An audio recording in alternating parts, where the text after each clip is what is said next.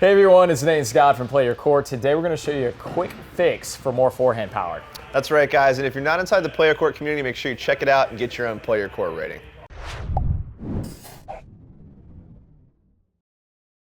All right, guys, today is part one in a three-part video series on how to unleash some forehand power. We're going to give you a couple quick fixes to make sure you're hitting that forehand bigger, and today we're talking about tension.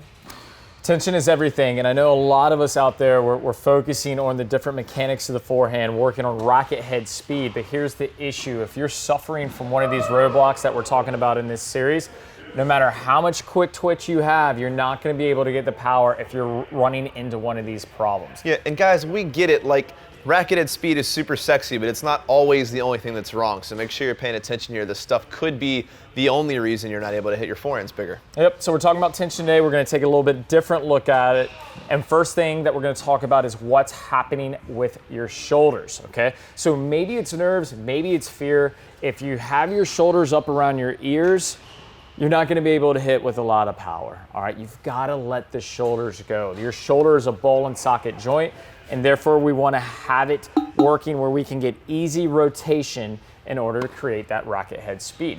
So if it's not nerves, another piece can be mechanical. If you're initiating the swing by raising your arm, all right, this is going to be an issue. It's the same way as holding your shoulders out for a long time creates tension. Yeah, it's exhausting. Yeah, it gets a little bit painful. So what do we want to do? Instead, we want to be taking the racket back with our hips aligned with our shoulders. I want to get into this unit turn by taking the racket back, and I want to feel this coil that is going to enable the uncoil. All right, that is what we want to be focused on. Stop taking that racket back by lifting your shoulder, because that's going to create a problem. That's right, guys. And tension doesn't just happen in your shoulders. Maybe you're experiencing tension there. Maybe you're experiencing it in your hands. If you're squeezing your racket too tight, you can see that actually can create even that same tension in my shoulders that Nate just talked about.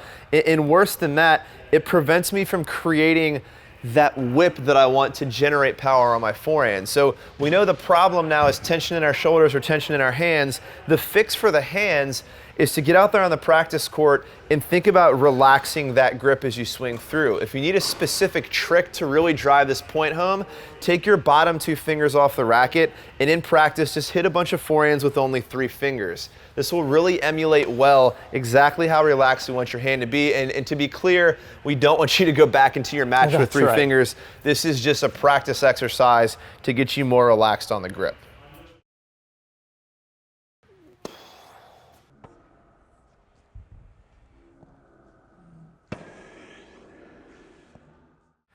We'll get back to coaching in just a second, but first, we sincerely appreciate you watching our channel, and as a thank you, we want to give you our 6-part Forehand Mastery video course for free. This course will show you how to get more power and spin on your forehand, and we normally sell it for $100. But if you stick around to the end of this video, we'll give it to you for free. All right, let's get back to the coaching.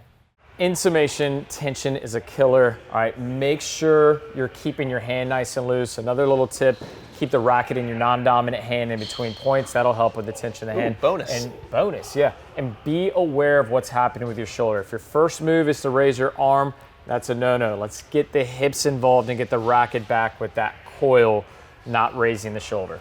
That's right, guys. Thanks for watching. As always, we've got some special stuff for you down in the comments section. Check it out. We've got our Forehand Mastery course, absolutely free. We normally charge $100 for that, so check that out for sure. And if you're not in the Play Your Court community, it really makes us sad, but don't worry, you can try it for free. It's also in the comments section, so check that out. We'll see you guys in the next video. See you soon.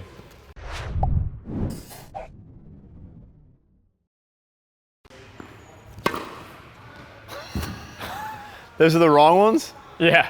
You should probably make them not so awesome.